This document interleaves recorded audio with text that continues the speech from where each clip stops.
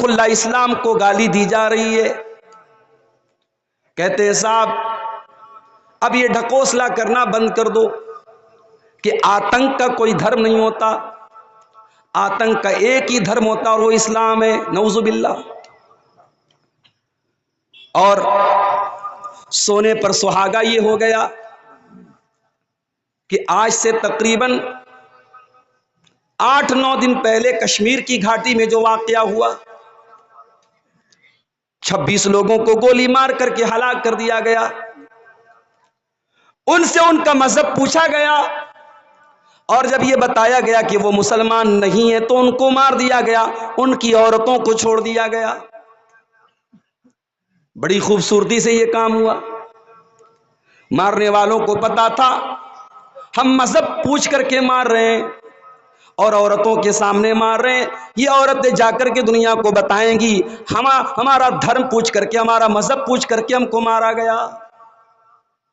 پورے ہندوستان میں، پوری دنیا میں ایک نیریٹو بنایا جائے گا، ایک پروپیگنڈا چلایا جائے گا، ایک سازش رچی جائے گی کہ اسلام کے ماننے والے ہی آتنکوادی ہوتے ہیں، اسلام ہی نعوذ باللہ ونستعینہ ونستغفرہ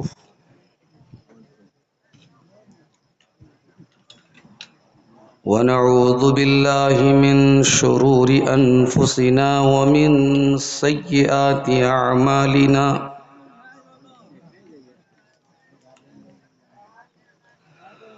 من يهده الله فلا مضل له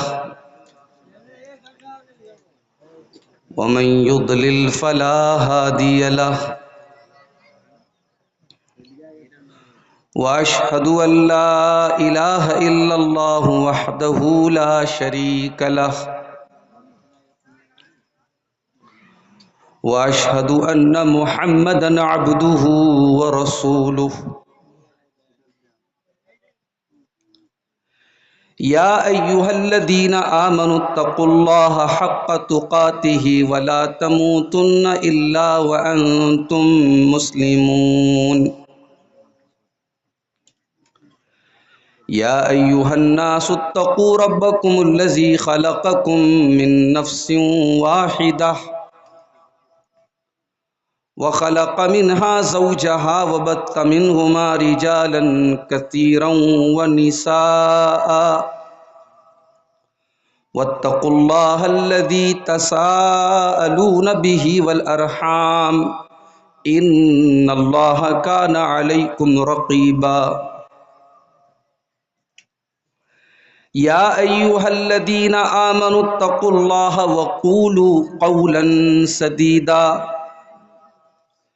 يصلح لكم أعمالكم ويغفر لكم ذنوبكم ومن يطع الله ورسوله فقد فاز فوزا عظيما.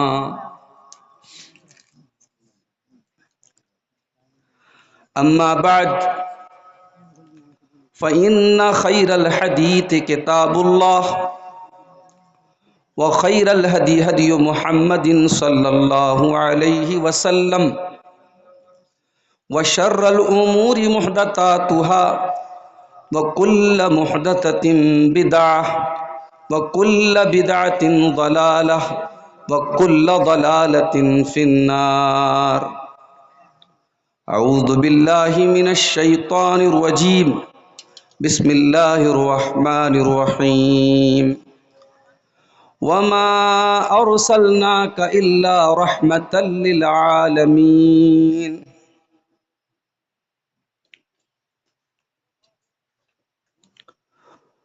وہ نبیوں میں رحمت لقب پانے والا،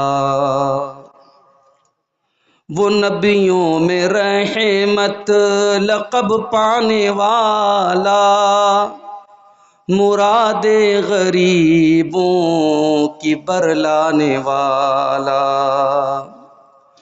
مصیبت میں غیروں کے کام آنے والا، وہ اپنے پرائے کا غم کھانے والا، فقیروں کا ملجا ضعیفوں کا ماوا، یتیموں کا والی غلاموں کا مولا، خطا کار سے در گزر کرنے والا، بداندیش کے دل میں گھر کرنے والا، مفاسد کو زیر و زبر کرنے والا، قبائل کو شیر و شکر کرنے والا، اتر کر حرا سے سوئے قوم آیا، اور ایک نسخہ کیمیاں ساتھ لایا، مسے خام کو جس نے کندن بنایا، کھرا اور کھوٹا الگ کر دکھایا، عرب جس پہ قرنوں سے تھا جہل چھایا، بس پلٹ دی بس ایک آن میں اس کی کایا، رہا ڈر نہ بیڑے کو موج بلا کا، ادھر سے ادھر پھر گیا رخ ہوا کا، وہ نبیوں میں رحمت لقب پانے والا، مرادیں غریبوں کی برلانے والا۔ معزز علماء کرام، محترم بزرگوں، نوجوان ساتھیوں، ماؤں اور بہنوں، پیارے بچوں، اندرچک کا یہ 2 روزہ پروگرام،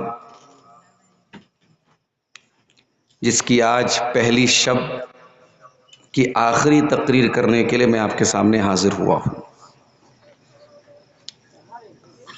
بہت پہلے سے پروگرام کی تاریخ متعین تھی، اور دونوں دن پروگرام میں شامل ہونے کا میں نے وعدہ بھی کیا تھا ذمہ داروں سے، مگر آج بنارس میں ارادہ یہ تھا کہ کلاس کر کے میں نکلوں گا اور یہاں 12 بجے کے آس پاس پہنچ جاؤں گا۔ کچھ ایمرجنسی آ گئی اور مجھے بنارس سے نکلتے نکلتے شام کے تقریباً 5:30 بج گئے، اور بنارس یہاں سے تقریباً 550-600 کلومیٹر کے آس پاس۔ بنارس سے میں پٹنہ آیا، وہاں ہمارے ڈرائیور صاحب پہلے سے موجود تھے، تیار تھے، اور نان اسٹاپ بغیر رکے ہوئے پٹنہ سے لگاتار گاڑی چلاتے ہوئے، راستے میں صرف سی این جی بھروانے کے لیے جو 2-4 منٹ ٹائم لگا ہوگا وہی لگا، بغیر کچھ کھائے پیے ہم لوگ، چونکہ یہ بھی تھا کہ پروگرام میں پہنچنا بھی ہے، ہم ابھی تقریباً 2:30 بجے کے قریب آپ کے اس گاؤں میں داخل ہوئے۔ ہمارے عزیز دوست شیخ ابوالکلام سلفی حفظہ اللہ تربیت اولاد کے موضوع پر بہت ہی خوبصورت خطاب کر رہے تھے۔ اس موضوع پر جتنا بھی بولا جائے کم ہے، جب تک ہم اپنی اولاد کی تربیت پر توجہ نہیں دیں گے، ہم نہیں بچا سکتے اپنی آنے والی نسلوں کو۔ اب وہ زمانہ نہیں ہے کہ آپ مدرسے کے بل پہ یہ توقع رکھ لیں کہ آپ کا بچہ سدھر جائے گا، کتابیں پڑھ کے سدھر جائے گا، استاذ لگا دیں گے سدھر جائے گا، نہیں، آپ کو جاگنا پڑے گا۔ آپ کی اولاد کو، آپ کے بچوں کو، آپ کی بچیوں کو برباد کرنے کے اتنے راستے آ چکے ہیں کہ آپ سوچ نہیں سکتے۔ خاص طور سے آپ کے وہ بچے جو ٹین ایجر ہیں، 15 سال کی عمر کا لڑکا ہو گیا، 15 سال کی عمر کی لڑکی ہو گئی، اب اس کو بہکانے کے لیے، اس کو گمراہ کرنے کے لیے، اس کو غلط راستے پہ ڈالنے کے لیے اتنی چیزیں، اتنے پلیٹ فارم موجود ہیں کہ آپ کو کے لیے بہت مشکل ہے کہ آپ کنٹرول کریں۔ آپ کو اپنا 100% دینا پڑے گا بچوں کو۔ آپ کا کاروبار، آپ کا بزنس، آپ کی جاب، ان سب سے بڑھ کر کے آپ کے بچے ہیں میرے پیارے ساتھی۔ اپنے بچوں کی تربیت پر ہمیں اور آپ کو بہت ہی فوکس کرنا پڑے گا۔ شیخ ابوالکلام صاحب نے اس موضوع پر روشنی ڈالی ہے، میں اس پر تفصیل سے نہیں جانا چاہتا۔ میں نے آپ کے سامنے قرآن کریم کی ایک ایسی آیت پڑھی ہے جس آیت میں اللہ تعالیٰ نے اپنے آخری نبی کا انٹروڈکشن دے دیا ہے، اپنے آخری نبی کی پہچان کرا دی ہے کہ ہمارے آخری نبی کون ہیں، وہ کیوں آئے ہیں دنیا میں، ان کے آنے کا مقصد کیا ہے، ادیش کیا ہے، وہ کس پرپز کے، کس مقصد کے لیے دنیا میں آئے ہیں، اللہ تعالیٰ نے ایک آیت میں کلیئر کر دیا۔ فرمایا وَمَا أَرْسَلْنَاكَ إِلَّا رَحْمَةً لِّلْعَالَمِينَ، اے میرے حبیب، اے میرے نبی، ہم نے آپ کو صرف اور صرف رحمت بنا کر کے بھیجا ہے۔ آپ رحمت بن کر کے آئے ہیں، دیا بن کر کے آئے ہیں، کروڑا بن کر کے آئے ہیں، مرسی بن کر کے آئے ہیں، للعالمین، سارے کائنات، ساری کائنات کے لیے، سارے جہانوں کے لیے۔ دنیا کا کوئی ایسا طبقہ نہیں، دنیا کا کوئی ایسا کونا نہیں، دنیا کا کوئی ایسا گروہ نہیں ہے جس کے لیے آپ رحمت بن کر کے نہ آئے ہوں۔ وما ارسلناک الا رحمتا للعالمین، اے نبی ہم نے آپ کو ساری کائنات کے لیے رحمت بنا کر کے بھیجا ہے۔ قرآن تو یہ کہہ رہا ہے، اور آج سوشل میڈیا اٹھا کر کے دیکھ لو، کھلم کھلا اسلام کو گالی دی جا رہی ہے۔ کہتے ہیں صاحب اب یہ ڈھکوسلا کرنا بند کر دو کہ آتنک کا کوئی دھرم نہیں ہوتا، آتنک کا ایک ہی دھرم ہوتا اور وہ اسلام ہے، نعوذ باللہ۔ اور سونے پر سہاگا یہ ہو گیا کہ آج سے تقریباً 8-9 دن پہلے کشمیر کی گھاٹی میں جو واقعہ ہوا، 26 لوگوں کو گولی مار کر کے ہلاک کر دیا گیا، ان سے ان کا مذہب پوچھا گیا، اور جب یہ بتایا گیا کہ وہ مسلمان نہیں ہے تو ان کو مار دیا گیا، ان کی عورتوں کو چھوڑ دیا گیا۔ بڑی خوبصورتی سے یہ کام ہوا۔ مارنے والوں کو پتا تھا ہم مذہب پوچھ کر کے مار رہے ہیں، اور عورتوں کے سامنے مار رہے ہیں، یہ عورتیں جا کر کے دنیا کو بتائیں گی ہمارا دھرم پوچھ کر کے، ہمارا مذہب پوچھ کر کے ہم کو مارا گیا۔ پورے ہندوستان میں، پوری دنیا میں ایک نیریٹو بنایا جائے گا، ایک پروپیگنڈا چلایا جائے گا، ایک سازش رچی جائے گی کہ اسلام کے ماننے والے ہی آتنکوادی ہوتے ہیں، اسلام ہی نعوذ باللہ آتنک کا دھرم ہے۔ اور اب حالات یہ ہو چکے ہیں، روزانہ کوئی نہ کوئی ویڈیو آ رہا ہے۔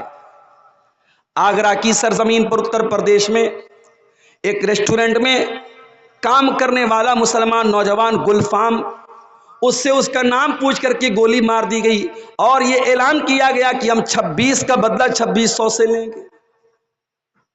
اور آج یہ خبر میں نے دیکھی، متھرا کے اندر باقاعدہ مشن چلایا جا رہا ہے کہ کوئی بھی اپنے دکان پر، اپنے گھر پہ کسی مسلمان کو نوکر نہ رکھے۔ اینٹی مسلم، مسلمانوں کے خلاف نفرت کی پوری مہم چھیڑی جا رہی ہے میرے پیارے ساتھیوں۔ ہم نے تو ہمیشہ یہی کہا ہے، آتنک کا کوئی دھرم نہیں ہوتا۔ اگر کشمیر کے پہلگام میں 26 لوگوں کو دھرم پوچھ کر کے مارا جا رہا ہے تو بالکل غلط ہے، ناجائز ہے، حرام ہے۔ اگر کسی بے گناہ کو قتل کرنے والا اللہ اکبر کہہ کر کے قتل کرے تب بھی غلط ہے، جے شری رام بول کر کے قتل کرے تب بھی غلط ہے۔ مارنے والا کوئی بھی ہو، اگر بے قصور کو مار رہا ہے، اس کی زبان سے کیا نعرہ نکل رہا ہے، اس کے چہرے پر داڑھی ہے کہ نہیں ہے، اس کے ماتھے پر سجدے کا نشان ہے کہ نہیں، یہ نہیں دیکھا جائے گا۔ مارنے والا اگر بے قصور کو مار رہا ہے تو یہ آتنکواد ہے، یہ دہشت گردی ہے۔ میرے پیارے ساتھیوں، ہم نے کبھی کسی آتنکوادی گھٹنا کو دھرم کے اینگل سے دیکھنے کی وکالت ہی نہیں کی ہے۔ ہم نے تو ہمیشہ کہا کہ تبریز انصاری کو جھارکھنڈ کی سرزمین پر بے قصور پیٹ پیٹ کر کے مار ڈالا گیا، موب لنچنگ کر دی گئی، وہ بھی غلط تھا۔ راجستھان کی سرزمین پر کسی افرازل کو مار دیا گیا، وہ بھی غلط تھا۔ چلتی ٹرین میں مسلمانوں کا نام پوچھ کر کے ایک کانسٹیبل نے گولی چلا کر کے مارا تھا، تب بھی غلط تھا۔ ہم نے تو تب آسمان سر پہ نہیں اٹھایا تھا کہ آج اس آتنکی کام کا تعلق کسی دھرم سے ہے، یہ کیوں سیٹ کیا جا رہا ہے، اسلام کو آتنکواد سے کیوں جوڑا جا رہا ہے۔ میرے پیارے ساتھیوں، 26 لوگوں کو مارنے والے کون تھے؟ 10 دن گزر گئے، ابھی تک ساری ہوائی باتیں، ابھی تک کوئی کلیئر باتیں نہیں سامنے آ سکی کہ وہ کون تھے جنہوں نے ان 26 لوگوں کو مارا تھا۔ جو بھی باتیں ہیں سب ابھی شک کے دائرے میں ہیں کہ ہاں صاحب یہ اس کے اوپر شک ہے، یہ سندگدھ ہے، یہ مشتبہ ہے۔ لیکن ایک بات کنفرم ہے اور یقینی ہے کہ ان 26 لوگوں میں مرنے والوں میں ایک سید عادل حسین بھی تھا، جو اسی کشمیر کی سرزمین کا تھا، اور اس نے جب دیکھا کہ یہ بے قصوروں کو مار رہے ہیں، ٹورسٹوں کو مار رہے ہیں، سیاحوں کو مار رہے ہیں، اس نے کہا کہ ان معصوموں کو کیوں مارتے ہو؟ ان آتنکوادیوں نے اس کو بھی گولیوں سے بھون دیا۔ وہ بچانے کی کوشش کر رہا تھا اور اس کوشش میں وہ مارا گیا۔ اگر کوئی پوچھے ان 26 لوگوں کی ہتیا کرنے والا مسلمان تھا کہ نہیں تھا، ہم کہیں گے نہیں، وہ مسلمان نہیں تھا، مگر ہاں جس نے ایک انسان جس نے ان 26 لوگوں کی جان بچانے کی کوشش کی تھی اور اس کوشش میں مارا گیا تھا، وہ پکا مسلمان تھا۔ اور یہ میرے نبی کی تعلیم اور یہ میرے دین کی تعلیم۔ اے اسلام کو آتنکواد سے جوڑنے والوں اور یہ کہنے والوں کی آتنک کا ایک ہی دھرم ہوتا ہے، وہ اسلام ہوتا ہے، کان کھول کر کے سن لو۔ دوا کو صحیح طریقے سے استعمال نہ کیا جائے تو زہر بن جاتی ہے۔ اسلام کا نام لے کر کے کوئی اگر اسلام کا مس یوز کرے اور اپنے آپ کو مسلمان کہہ کر کے غلط کام کرے تو اسلام اس کے لیے کب ذمہ دار ہو جائے گا؟ ارے اسلام تو وہ دین ہے، اللہ قرآن میں کہتا ہے من قتل نفسا بغیر نفس او فساد فی الارض فکأنما قتل الناس جميعا۔ ایک انسان کی ہتیا کرنے والا، ایک منشی کو قتل کرنے والا پوری انسانیت کا قاتل ہے۔ ومن احیاہا فکأنما احیا الناس جميعا، اور ایک انسان کو کی زندگی بچانے والا پوری مانوتا کو بچانے والا ہے۔ اسلام کیسے آتنکواد کا دھرم ہو سکتا ہے میرے ساتھیوں؟ اسلام تو وہ دین ہے، جب آپ ایک مسلمان دوسرے مسلمان سے ملاقات کرتا ہے، جو گریٹنگ کے الفاظ ہیں، جو سمبودھن کے الفاظ ہیں، جو ملنے کے الفاظ ہیں، ذرا اس پر غور کیجیے۔ دوسری قومیں بولتی ہیں good night, good morning, good evening, good afternoon, کوئی کہتا ہے جے شری رام، کوئی کہتا ہے جے سیا رام، کوئی کہتا ہے جے شری کرشنا۔ مسلمان، پوری دنیا کے مسلمان جب ایک دوسرے سے ملاقات کرتے ہیں کیا بولتے ہیں؟ السلام علیکم ورحمۃ اللہ وبرکاتہ۔ کاسٹ کوئی بھی ہو، رنگ کوئی بھی ہو، بھاشا کوئی بھی ہو، کلچر کوئی بھی ہو، کنٹری کوئی بھی ہو، ایک مسلمان دوسرے مسلمان سے جب بھی ملے گا ملاقات کرنے کے پہلے سلام کرے گا۔ اور یہ سلام کیا ہے میرے پیارے ساتھیوں؟ ذرا غور کرنا۔ السلام علیکم، تم پر سلامتی نازل ہو، اللہ تم کو سلامت رکھے، تم پر پیس ہو، تم پر شانتی ہو، ورحمت اللہ، اور اللہ کی رحمتیں تمہارے اوپر نازل ہوں، وبرکاتہ، اور اللہ کی برکتیں تمہارے اوپر نازل ہوں۔ مسلمان تو وہ ہے میرے پیارے ساتھی جو ملتا بھی ہے دوسرے سے تو سلامتی کی دعائیں کرتا ہے۔ جو ملاقات کے ٹائم سلامتی کی دعائیں کریں، وہ آتنکواد اور دہشت گرد سے کیسے اس کا سمبند ہو سکتا ہے، اس کا تعلق کیسے ہو سکتا ہے؟ اسلام تو وہ دین ہے جو زندہ تو زندہ، مردہ انسان اگر مر گیا ہے اس کی ڈیڈ باڈی کا بھی سمان کرنے کی تعلیم دیتا ہے۔ اللہ کے نبی صحابہ کے ساتھ بیٹھے تھے، ایک جنازہ جا رہا تھا، اللہ کے نبی کھڑے ہو گئے، صحابہ نے کہا انہا جنازۃ یہودی، اے اللہ کے نبی یہ کسی مسلمان کا جنازہ نہیں، یہ یہودی کا جنازہ ہے۔ آپ نے فرمایا الیست نفسن، کیا اس کے اندر جان نہیں ہے، کیا اس کے اندر زندگی نہیں ہے، کیا یہ انسان نہیں ہے؟ اگر انسان ہے، اس کا جنازہ جا رہا ہے، تو اس کے سمان میں اگر کھڑا ہو گیا تو کچھ بھی غلط نہیں ہے۔ یہ ہے میرے نبی کی تعلیم۔ کسی مردہ انسان کا بھی اپمان کرنا، اس کی لاش کا اپمان کرنا، بیچ بیچ میں ہمیں خبریں ملتی رہتی ہیں کہ صاحب فلاں جگہ جو ہے آتنکوادیوں نے ہمارے انڈین آرمی کے فوجیوں کا سر کاٹ دیا۔ اللہ کی قسم، یہ کام کرنے والا اگر اپنے آپ کو مسلمان کہتا ہے تو اسے شرم آنی چاہیے۔ کسی لاش کی بے حرمتی کرنے کی اسلام نے تعلیم نہیں دی ہے۔ اللہ کے نبی فرماتے ہیں کسر عظم المیت کا کسر ہی حین، مردہ کی ہڈی کو توڑنا ویسا ہی ہے جیسے زندہ کی ہڈی کو توڑنا ہے۔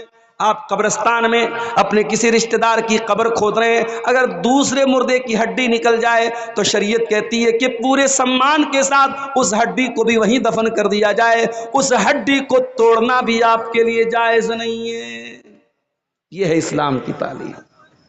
اسلام اور آتنکواد، اسلام اور دہشت گردی، میرے پیارے ساتھیوں، یہ دو اپوزٹ چیزیں ہیں، دو بالکل وپریت چیزیں ہیں، دو بالکل ویرودھی چیزیں ہیں، بالکل ایک دوسرے سے ٹکرانے والی چیزیں۔ ارے اسلام تو وہ دین ہے، نبی اکرم کی موجودگی میں نجران کے عیسائی اللہ کے نبی کے پاس آتے ہیں، ان کا ڈیلیگیٹ آتا ہے، ان کا وفد آتا ہے اور اللہ کے نبی سے ڈسکشن کرتا ہے، گفتگو کرتا ہے۔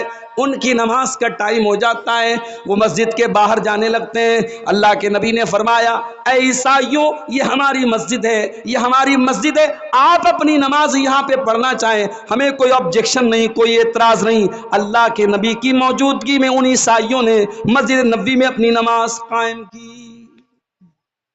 اسلام کا سینہ اتنا کشادہ ہے میرے پیارے ساتھیوں، اسی لیے اللہ قرآن میں کہتا ہے وَمَا أَرْسَلْنَاكَ إِلَّا رَحْمَةً لِّلْعَالَمِينَ، اے نبی ہم نے آپ کو ساری کائنات کے لیے رحمت بنا کر کے بھیجا ہے۔ ابھی شیخ ابوالکلام صاحب ایک بات کر رہے تھے، آج کل نوجوانوں میں عشق اور محبت کا بڑا نشہ چڑھا ہوا ہے، مجھے سب خبریں ملتی رہتی ہیں۔ ابھی آپ کے علاقے کی ایک خبر مجھے ملی کہ صاحب ایک لڑکی جو بنات میں پڑھتی تھی، مدرسے میں پڑھنے والی لڑکی جو بعد میں اسکول جاتی ہے اور ایک غیر مسلم لڑکے کے ساتھ اس کا افیئر ہوتا ہے، اور آج اس غیر مسلم لڑکے کے ساتھ وہ بھاگ کر کے شادی کرتی ہے اور پورے گاؤں اور پورے علاقے کو چھوڑ کر کے کہیں اور جا کر کے بسی ہے۔ اور جب گھر والوں نے کمپلینٹ کی، اس نے سامنے آ کر کے کہا کہ نہیں، میری رضامندی سے نکاح ہوا ہے، شادی ہوئی ہے اور میں اپنے اسی غیر مسلم پتی کے ساتھ رہوں گی۔ یہ حالات ہیں آج ہمارے ملک کے نہیں، ہمارے گاؤں کے، ہمارے اپنے علاقے کے یہ حالات پیدا ہو رہے ہیں۔ پانی کہاں مر رہا ہے میرے پیارے ساتھی، پانی کہاں مر رہا ہے؟ 8-8 سال 10-10 سال بخاری اور مسلم اور ترمذی اور حدیث کی کتابیں پڑھنے کے بعد اگر ہماری لڑکیاں اور ہماری بیٹیاں اگر کسی کے آئی لو یو اور پیار کے جال میں پھنس کر کے اپنے دین اور ایمان کا سودا کرنے کے لیے تیار ہیں، تو اس کا مطلب کہ کہیں نہ کہیں پانی مر رہا ہے، کہیں نہ کہیں ہم نے رسی کو بہت ڈھیلا چھوڑ کے رکھا ہے، کہیں نہ کہیں ہماری تربیت اور ہماری پکڑ میں بہت کمزوری ہے میرے ساتھی۔ معاف کرنا اندر چک والو، معاف کرنا اس علاقے کی سرزمین کے لوگوں، صرف رات میں سال میں جلسے کرا لینا اور فیملی کے ساتھ جلسوں میں آ کر کے ایک میلے ٹھیلے کی طرح شامل ہو جانا اور رشتہ داروں کے گھر میں دعوت کھا لینا، اس کو اگر آپ نے دین سمجھ لیا ہے اور دین کا تقاضا سمجھ لیا ہے، دیٹ از ناٹ انف، یہ کافی نہیں ہے میرے پیارے ساتھیوں۔ آپ کو دین سیکھنا پڑے گا اور اپنے بچوں کو سکھانا پڑے گا۔ آپ کی لڑکی جوان ہوئی، آپ نے اس کو یہ تو بتایا کہ تجھے برقع پہننا ہے، نقاب پہننا ہے۔ لڑکی گھر سے نکلی، نقاب پہن کر کے نکلی، آپ نے اس کو یہ شکشا دی، یہ تعلیم دی کہ تو جوان ہو گئی، تجھے نقاب پہننا پڑے گا۔ مگر اتنا کافی نہیں ہے میرے پیارے ساتھی، آپ کو اپنی جوان لڑکی کو یہ بھی بتانا پڑے گا کہ تو یہ نقاب کیوں پہن رہی ہے۔ دنیا کی کروڑوں عورتیں، کروڑوں لڑکیاں تو اپنے جسم کی نمائش کر رہی ہیں، नकाब तो बड़ी दूर की बात है, उनके बदन का कोई हिस्सा ऐसा नहीं जिसको दुनिया के मर्द लोग न देखते हो, सोशल मीडिया पर, इंटरनेट पर उसको घूर घूर के देखा न जाता हो। ऐ मुसलमान लड़की, तू अपने घर से पर्दे में क्यों निकल रही है, तू नकाब में क्यों निकल रही है? आप जब अपनी बच्ची को कुरान पढ़ाएंगे, कुरान का तर्जमा पढ़ाएंगे, आपकी बच्ची कुरान की आयत पढ़ेगी, या अय्युहन नबिय्यु कुल लिअज़वाजिका व बनातिका व निसाइल मुमिनीना युदनीना अलैहिन्ना मिन जलाबिबिहिन्ना। ऐ नबी, अपनी बेटियों से कह दीजिए, अपनी बीवियों से कह दीजिए, ऐ नबी तमाम मुसलमान औरतों से कह दीजिए, युदनीना अलैहिन्ना मिन जलाबिबिहिन्ना, कि जब वो अपने घर से निकला करें तो अपने ऊपर चादर डाल लें, अपने ऊपर नकाब डाल लें, अपने ऊपर बुर्का डाल लें। ज़ालिका अदना अन युरफ़ना फला युज़ैन, ये पर्दा दुनिया को बता देगा कि हम नकाब पहनने वाली लड़कियां हैं, हम बुर्का पहनने वाली लड़कियां हैं, हम हिजाब करने वाली लड़कियां हैं, हमको कोई छेड़ने की जरूरत न करे, हम इज्जतदार घरों की लड़कियां हैं, हमारी इज्जत के साथ कोई खेलने की कोशिश न करे। अल्लाह की कसम,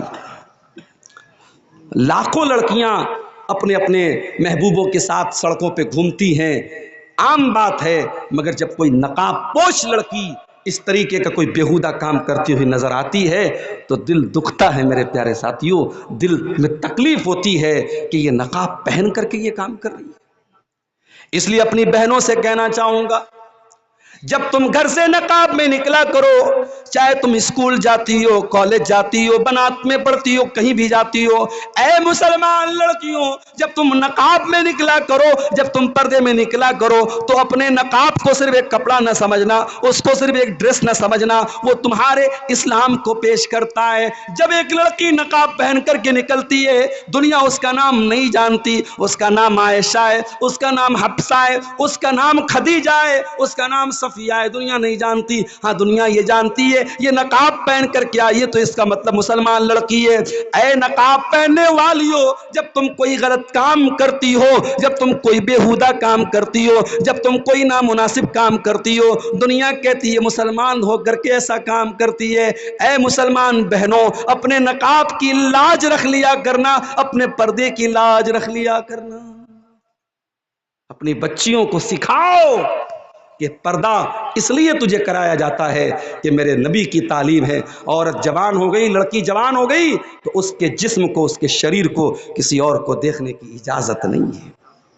और अगर दुनिया को ये लगता है कि साहब ये बड़ी पाबंदी है, बड़ी रिस्ट्रिक्शन है, बेंगलोर के एक आलिम दीन फ्लाइट में बैठे तो देखा कि फ्लाइट की जो पायलट है वो औरत है, लेडीज औरत है, लेडी है, लड़की चला रही है हवाई जहाज।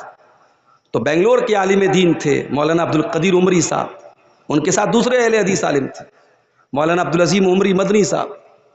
तो मौलाना अब्दुल कदीर उमरी ने पूछा मौलाना अब्दुल अजीम साहब से कि मौलाना, लड़की पायलट है, हवाई जहाज चलाने वाली औरत है, कहीं ऐसा तो नहीं कि वाकई में हम अपनी औरतों पर अत्याचार कर रहे हैं? कहीं ऐसा तो नहीं कि अपनी औरतों को हम दुनिया की तालीम में आगे नहीं बढ़ने दे रहे, हमारी औरतें पायलट नहीं बन रही हैं? कहीं ऐसा तो नहीं कि वाकई में हम अत्याचार कर रहे हैं अपनी औरतों के ऊपर?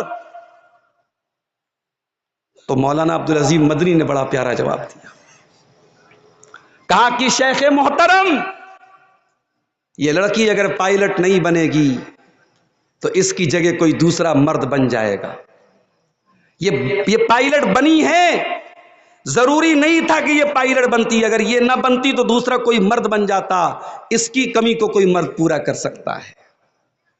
लेकिन अगर ये औरत पायलट बन गई और इसने मां का हक अदा नहीं किया, इसने अपने शौहर के साथ बीवी का हक अदा नहीं किया, दुनिया का कोई मर्द इसकी जगह नहीं ले सकता। माँ का काम माँ को ही करना है, बेटी का काम बेटी को ही करना है, बहन का काम बहन को ही करना है, बीवी का काम बीवी को ही करना है। औरत पायलट बन जाए, औरत हवाओं में उड़ने लगे, मगर औरत का जो असल काम है वो मर्द कभी नहीं कर सकता। मौलाना ने कहा यही इस्लाम है जो ये कहता है कि औरत पहले अपना ओरिजिनल काम करे, जो उसकी ओरिजिनल ड्यूटी है, जो औरत का असल काम है, जिस काम का कोई अल्टरनेट नहीं है, آج دنیا میں میری پیاری ماں اور بہنوں، آج عورت سے صرف اس کے سر کی چادر نہیں چھینی جا رہی ہے، آج بچوں سے ماں کا پیار چھینا جا رہا ہے۔ بالی ووڈ کی بڑی بڑی ہیروئنیں صاحب وہ دن رات اپنے بدن کی نمائش کر رہی ہیں، ادھر جم جا رہی ہیں، ادھر ایکسرسائز کر رہی ہیں، ادھر اپنی فٹنس کا جو ہے وہ دکھاوا کر رہی ہیں، اور ان کے بچوں کو کون پال رہا ہے؟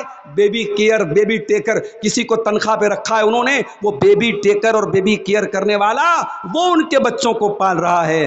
معاف کرنا میری پیاری ماں اور بہنوں، بالی ووڈ کی ان کروڑ پتی ہیروئنوں سے ہمارے گاؤں کی وہ غریب عورت اچھی ہے جو اپنے بچے کو اپنا دودھ پلاتی ہے، جو اپنے بچے کو اپنا ٹائم دیتی ہے، جو اپنے بچے کے گیلے بستر پہ خود سو جاتی ہے، وہ ماں اس کروڑ پتی اور ارب پتی بالی ووڈ کی ہیروئن سے بہتر ہے۔ جو کام وہ ماں کر سکتی ہے وہ دنیا کا کوئی انسان نہیں کر سکتا۔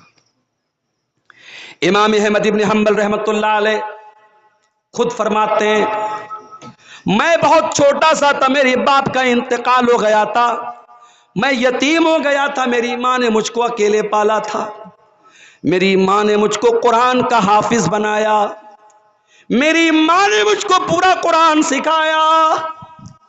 او اندر چک والو، جاؤ ذرا جائزہ لے کر کے بتاؤ کتنے گھروں میں مائیں اپنے بچوں کو قرآن پڑھاتی ہیں؟ مدرسے نے پڑھا دیا تو کون سا کمال ہو گیا، اساتذہ نے پڑھا دیا تو کون سا کمال ہو گیا؟ ارے کمال تو یہ ہے جب ماں قرآن کی حافظہ ہو اور ماں اپنے بچوں کو قرآن یاد کرا دے۔ احمد ابن حنبل کہتے ہیں میری ماں نے مجھ کو قرآن کا حافظ بنایا، فجر کی اذان ہوتی تھی، حی علی الصلاۃ کی آواز آتی تھی، مسجد میرے گھر سے کافی دور تھی، میری ماں نقاب پہنتی تھی، میری انگلی پکڑ کر کے مسجد میں لے کر کے جاتی تھی، اپنے لیڈیز سیکشن میں چلی جاتی تھی اور مجھے مردوں کے سیکشن میں بھیجتی تھی، پابندی سے 5 ٹائم کی نماز میری ماں مجھ سے پڑھواتی تھی۔ ہو لوگوں، ایسی ماں کی تربیت ملی تو دنیا کو احمد ابن حنبل ملتے ہیں، اتنے بڑے امام ملتے ہیں۔ ان ماؤں کی کمی کو کوئی پورا نہیں کر سکتا میرے ساتھی۔ ایک صحابی جن کا نام فروخ تھا، اللہ کے نبی کے صحابی، ان کا نام فروخ تھا، وہ میدان جہاد میں جا رہے تھے، میدان جنگ میں جا رہے تھے، جانے کے ٹائم اپنی بیوی کے پاس آتے ہیں اور 40,000 درہم اپنی بیوی کو دیتے ہوئے کہتے ہیں اے میری بیوی تو پریگننٹ ہے، تجھے بچہ ہونے والا ہے، مجھے نہیں معلوم میں زندہ واپس لوٹوں گا یا نہیں لوٹوں گا، اگر میں نہ لوٹ پاؤں تو یہ 40,000 درہم بہت بڑی رقم ہے، میں دے کر کے جا رہا ہوں، میرا بچہ جو پیدا ہوگا اس بچے کا خیال رکھنا اور اس 40,000 روپے کا صحیح استعمال کرنا، اس کو صحیح جگہ خرچ کرنا۔ صحابی نے بیوی کو وصیت کی اور میدان جہاد میں چلے گئے۔ جنگ ختم ہو گئی، شہیدوں کی لاشیں اکٹھا کی گئیں، ان شہیدوں کی لاشوں میں حضرت فروخ کی لاش نہیں تھی، جو لوگ زندہ بچ کر کے آئے ان میں بھی ان کا کہیں اتا پتہ نہیں تھا۔ کئی سال تک بیوی نے انتظار کیا، شوہر کا کوئی اتا پتہ نہیں، شوہر کے بارے میں کچھ معلوم نہیں۔ شوہر کے جانے کے کچھ دنوں کے بعد حضرت فروخ کی بیوی کے گھر میں ولادت ہوتی ہے، بچہ ہوتا ہے، اور ماں اپنے بچے کا نام بڑی محبت سے ربیہ رکھتی ہے۔ بچہ دھیرے دھیرے بڑا ہوتا ہے، بچہ باپ کے سائے سے محروم ہے، باپ کا کوئی اتا پتہ نہیں ہے۔ ماں اپنے اس بچے کو بڑی محنت سے پڑھاتی ہے، لکھاتی ہے، اللہ کے نبی کی حدیثوں کا عالم بناتی ہے، نبی کی حدیثوں کی محبت اس کے سینے میں بھرتی ہے، اس دور کے بڑے بڑے ائمہ کے پاس بھیجتی ہے کہ جا میرے بچے تجھے حدیث کا حافظ بننا ہے، تجھے حدیث کا عالم بننا ہے، تجھے بہت بڑا عالم بننا ہے۔ اپنے بیٹے کے اوپر بہت پیسہ خرچ کرتی ہے اور اس کو اپنے دور کا بہت بڑا عالم بنا دیتی ہے وہ ماں۔ اتنے بڑے عالم بن جاتے ہیں ان کے بیٹے ربیہ کہ جب ربیہ انتقال کرتے ہیں تو امام مالک رحمۃ اللہ علیہ جیسا انسان کہتا ہے آج سے قرآن اور حدیث کا علم دنیا سے چلا گیا۔ ان امام ربیعۃ الرائے، ان کا نام ربیعۃ الرائے پڑ گیا، وہ جب کوئی رائے دیتے تھے اتنی بھاری اور اتنی وزندار ان کی بات ہوتی تھی کہ ان کا نام ہی پڑ گیا امام ربیعۃ الرائے۔ اتنے بڑے مقام اور پوزیشن پر وہ لڑکا پہنچ گیا۔ جب وہ لڑکا جوان ہوا، اس کے باپ حضرت فروخ رضی اللہ تعالیٰ عنہ جو ابھی انتقال نہیں جن کا ہوا تھا، جو ابھی زندہ تھے، لاپتہ ہو گئے تھے، وہ کسی طریقے سے دشمن کے پاس چلے گئے تھے، جان بچا کر کے کئی سالوں کے بعد جب واپس مدینہ آئے، مدینہ آنے کے بعد اپنے گھر آئے، گھر کا دروازہ کھٹکھٹایا، دروازہ ایک جوان انسان نے کھولا۔ حضرت فروخ اپنے گھر میں داخل ہونے لگے، جوان لڑکے نے پوچھا کہاں جا رہے ہیں آپ؟ کہا یہ میرا گھر ہے، اپنے گھر میں جا رہا ہوں۔ ربیہ نے کہا کہ یہ آپ کا گھر کیسے ہو سکتا ہے، یہ گھر تو میرا اور میری ماں کا ہے۔ ابھی باپ بیٹے میں یہ باتیں چل رہی تھی، اندر سے ماں نے اپنے شوہر کی آواز کو سن لیا۔ ہائے ہائے، 20 برس کے بعد یہ منظر دیکھنے کو ملا کہ اپنے شوہر کو زندہ دیکھ رہی ہے۔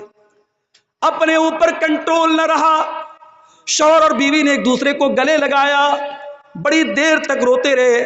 پھر بیوی کہنے لگی اے میرے سرتاج، یہ جوان لڑکا جو کھڑا ہے یہ کوئی اور نہیں، یہ آپ کا بیٹا ہے۔ حضرت فروخ اپنے جوان بیٹے کو گلے لگا کر کے خوب روئے۔ جس بیٹے کے پیدا ہونے کے پہلے چلے گئے تھے، آج وہ بیٹا جوان ہو چکا تھا، 20 سال کا کڑیل جوان ہو چکا تھا۔ باپ بیٹے بڑی دیر تک گلے میں لگ کر کے روتے رہے۔ رات ہوئی، حضرت فروخ نے کھانا کھایا، میاں بیوی بستر پہ سوئے۔ حضرت فروخ نے بیوی سے پوچھا کہ اے میری بیوی، میں تو بہت دنوں سے لاپتہ ہوں، میں تم سے پوچھنا چاہتا ہوں وہ 40,000 درہم میں نے تم کو امانت کے طور پہ دیا تھا، تم نے ان 40,000 درہموں کا کیا کیا؟ بیوی کہتی ہے میرے شوہر ہے میرے سرتاج، آپ فکر نہ کریں، میں اس کا پورا حساب اور بیورہ آپ کو دینے کو تیار ہوں، مگر صبح کا انتظار کیجئے، صبح مسجد میں چلیے گا، میں وہاں پر آپ کو حساب دوں گی۔ صبح ہوتی ہے، مسجد کے اندر حضرت ربیہ رضی اللہ تعالیٰ عنہ حدیث پڑھا رہے ہیں۔ سینکڑوں طلبہ، کوئی بصرہ سے آیا ہے، کوئی کوفہ سے آیا ہے، کوئی دمشق سے آیا ہے، کوئی مکہ سے آیا ہے، کوئی یمن سے آیا ہے، سینکڑوں اسٹوڈنٹس ہیں اور وہ حدیث پڑھ رہے ہیں۔ اور پڑھانے والا کون ہے؟ حضرت ربیعۃ الرائے رحمت اللہ علیہ، جو بہت بڑے عالم تھے، بہت بڑے محدث تھے، وہ ان کو حدیث پڑھا رہے تھے۔ حضرت فروخ کی بیوی ان کے پاس آئی، کہا ہے میرے سرتاج چلیے مسجد میں چلتے ہیں، میں وہاں پر آپ کو 40,000 درہموں کا حساب دوں گی۔ بیوی اپنے شوہر کو لے کر کے مسجد میں آتی ہے اور سامنے وہ منظر دکھاتی ہے کہ سینکڑوں طلبہ حدیث پڑھ رہے اور پڑھانے والا ان کا اپنا بیٹا ہے۔ حضرت فروخ یہ منظر دیکھ کر کے رونے لگتے ہیں، کہتے ہیں میری بیوی یہی تو وہ منظر ہے جس کے لیے میں نے کئی مرتبہ اللہ سے دعائیں کی تھی، میں نے میدان جہاد میں دعائیں کی تھی، اے اللہ مجھے ایسا بیٹا دے دینا جو تیرے نبی کی حدیثوں کا عالم ہو، جو حدیث کو سیکھتا ہو سکھاتا ہو۔ اے میری بیوی، میرا وہ خواب آج پورا ہو گیا، میری وہ تمنا آج پوری ہو گئی، میری وہ دعا اللہ نے قبول کر لی، آج اپنے بیٹے کو اس مقام پہ دیکھ کر کے میں بہت خوش ہوں، میں بہت باغ ہوں۔ بیوی نے کہا ہے میرے سرتاج، آپ کے وہ 40,000 درہم اسی بیٹے کو اس مقام تک پہنچانے کے لیے میں نے خرچ کیے تھے، اگر آپ کو لگتا ہے میں نے غلط جگہ خرچ کیے تھے تو آپ مجھے سزا دے دیجئے۔ وہ 40,000 درہم اپنے اسی بیٹے کی تعلیم اور تربیت پر میں نے خرچ کیے تھے۔ حضرت فروخ اپنی بیوی کو گلے لگا لیتے اور کہتے ہیں میری بیوی، تو نے واقعی میں وہ 40,000 درہم بالکل صحیح جگہ پر خرچ کیے تھے۔ یہ ہوتی ہے ماں اور یہ ہوتی ہے ماں کی تربیت۔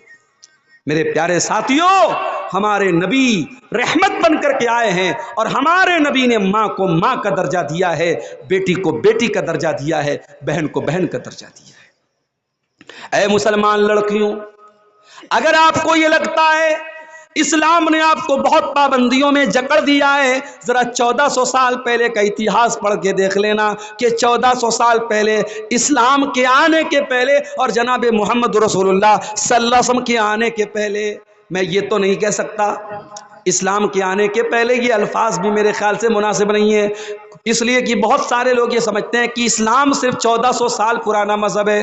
اسلام تو آدم علیہ السلام کے زمانے سے لے کر آج تک جو اللہ کا دین ہے وہ اسلام ہی ہے، سارے نبیوں کا دین اسلام ہے۔ ہاں، اسلام کے الگ الگ ایڈیشن آئے، اسلام کے الگ الگ سنسکرن آئے، نوح علیہ السلام بھی یہی دین لے کر کے آئے، ابراہیم بھی یہی دین لے کر کے آئے، موسیٰ بھی یہی دین لے کر کے آئے، عیسیٰ بھی یہی دین لے کر کے آئے، شریعتیں الگ الگ تھیں، عبادت کے طریقے الگ الگ تھے، مگر مول شکشائیں، بنیادی تعلیم ایکیشور واد، ایک اللہ کی عبادت کرو، ایک ایشور اپاسنا کے لائق ہے، ایک اللہ عبادت کے لائق ہے۔ سارے نبیوں کی یہی تعلیم تھی اور یہی اسلام تھا۔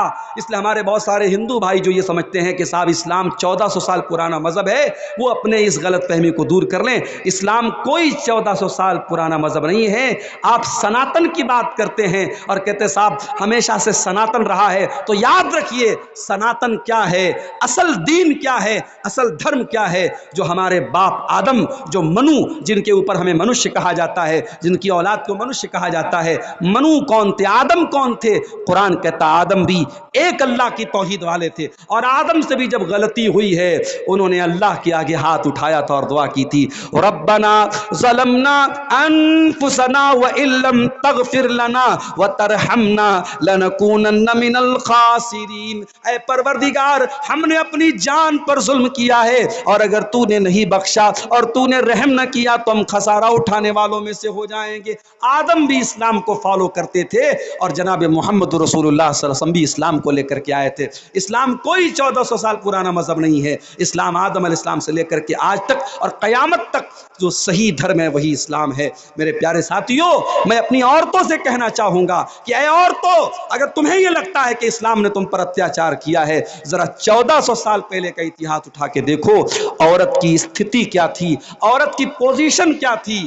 قرآن کہتا ہے وَإِذَا بُشِّرَ أَحَدُهُمْ بِالْأُنْثَىٰ ظَلَّ وَجْهُهُ مُسْوَدًّا وَهُوَ كَظِيمٌ۔ جب کسی کے گھر میں لڑکی پیدا ہوتی تھی، بیٹی پیدا ہوتی تھی، باپ کا چہرہ کالا پڑ جاتا تھا، يَتَوَارَىٰ مِنَ الْقَوْمِ مِنْ سُوءِ مَا بُشِّرَ بِهِ، اور لڑکی کا باپ لوگوں کو اپنا چہرہ نہیں دکھاتا تھا، سوچ میں پڑ جاتا تھا أَيُمْسِكُهُ عَلَىٰ هُونٍ أَمْ يَدُسُّهُ فِي التُّرَابِ، اگر لڑکی کو پالتا ہوں تو سماج والے تانا ماریں گے، اور لڑکی کو اگر مار دیتا ہوں تو اپنے ہاتھوں سے زمین میں لے جا کر کے گاڑنا پڑے گا۔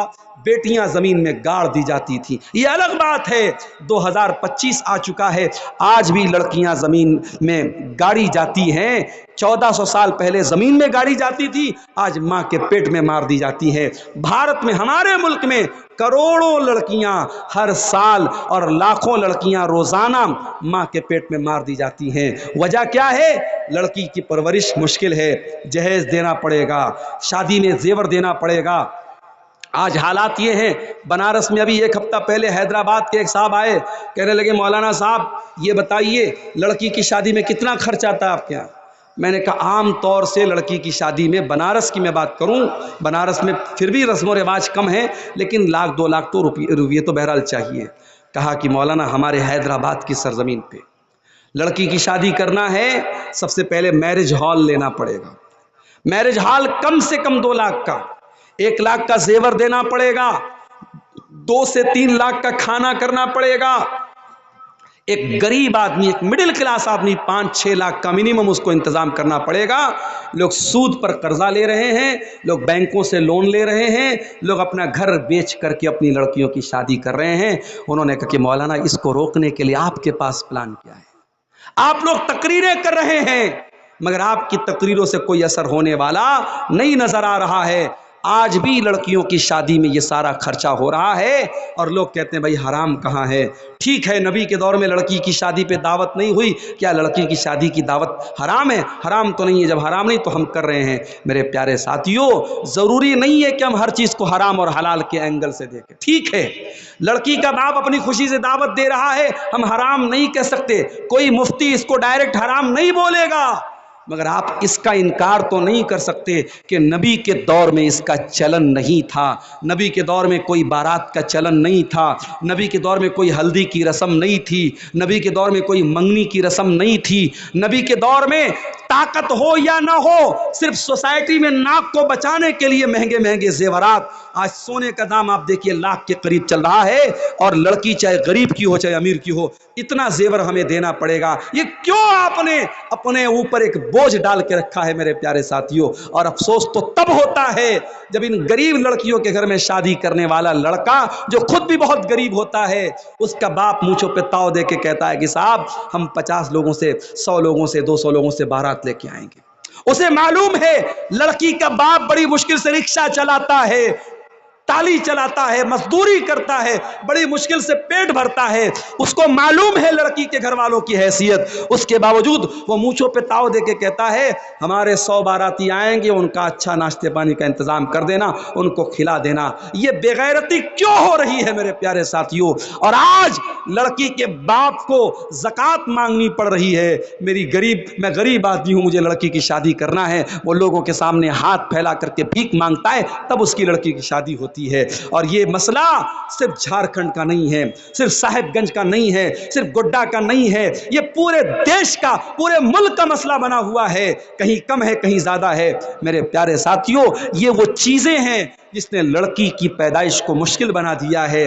اچھے اچھے دیندار گھروں میں بھی ہم دیکھتے ہیں، لڑکا پیدا ہوا تو خوشی نظر آتی ہے، لڑکی پیدا ہوئی تو اداسی نظر آتی ہے۔ نہیں میرے پیارے ساتھیوں، میرے نبی نے جو رحمت للعالمین تھے، میرے نبی رحمت بن کر کے آئے، میرے نبی نے کبھی لڑکی کی پیدائش پر اداسی کا حکم نہیں دیا۔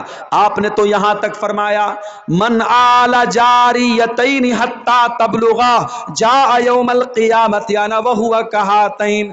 آپ نے اپنی دونوں انگلیوں سے اشارہ کر کے فرمایا 2 لڑکیوں کو پالنے والا، 2 لڑکیوں کا باپ قیامت کے دن اس حال میں آئے گا جس طریقے سے یہ دونوں انگلیاں ایک دوسرے سے ملی ہوئی ہیں، وہ اپنے نبی کے ساتھ قیامت کے دن آئے گا۔ او لڑکی والو، او بیٹی والو، تم خوش نصیب ہو، اللہ نے تم کو جنت میں جانے کا ٹکٹ دے دیا ہے۔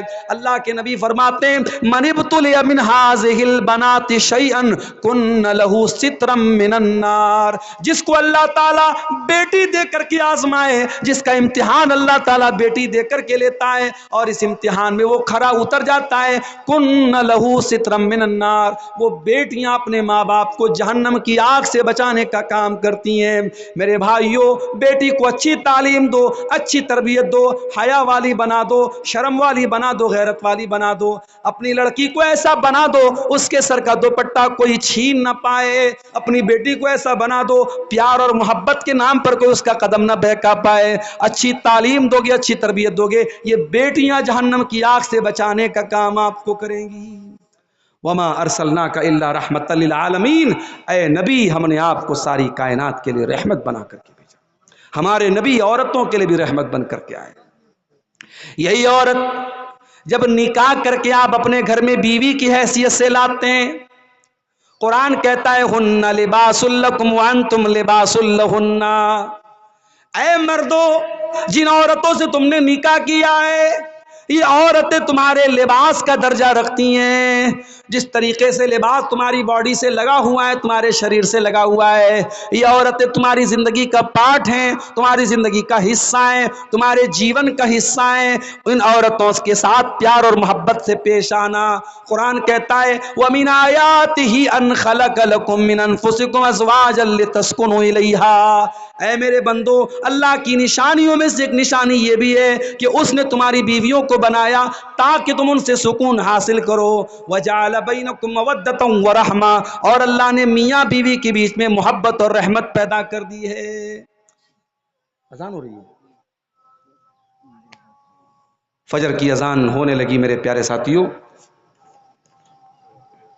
میں یہیں سے اپنی بات کو ختم کرتا ہوں، نماز کا ٹائم ہے، اذان ہو رہی ہے، آپ لوگ نماز پڑھ کے ہی اپنے گھروں کو جائیے گا۔ ماں و بہنوں سے بھی کہوں گا کہ نماز پڑھ کے ہی آپ جو ہے سوئیے گا۔ یہ 2-3 سوال آئے ہیں، مختصر میں جواب سن لیجئے۔